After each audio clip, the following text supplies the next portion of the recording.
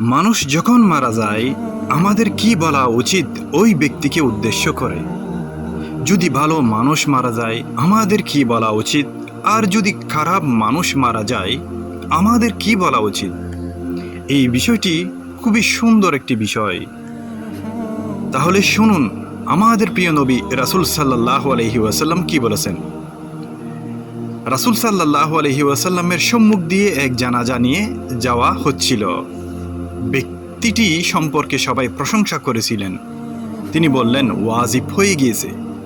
পরে আরেকটি জানাজা নিয়ে যাওয়া হচ্ছিল। লোকেরা তার সম্পর্কে খারাপ মন্তব্য করল। তিনি বললেন ওয়াজিব হয়ে গিয়েছে।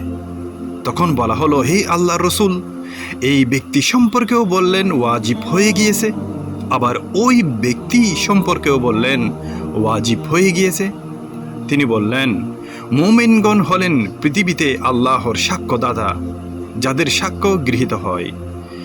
অতএব যদি খারাপ মানুষ মারা যায় তার সম্বন্ধেও মন্তব্য করা উচিত, যদি ভালো মানুষ মারা যায় তার সম্বন্ধেও ভালো মন্তব্য করা উচিত।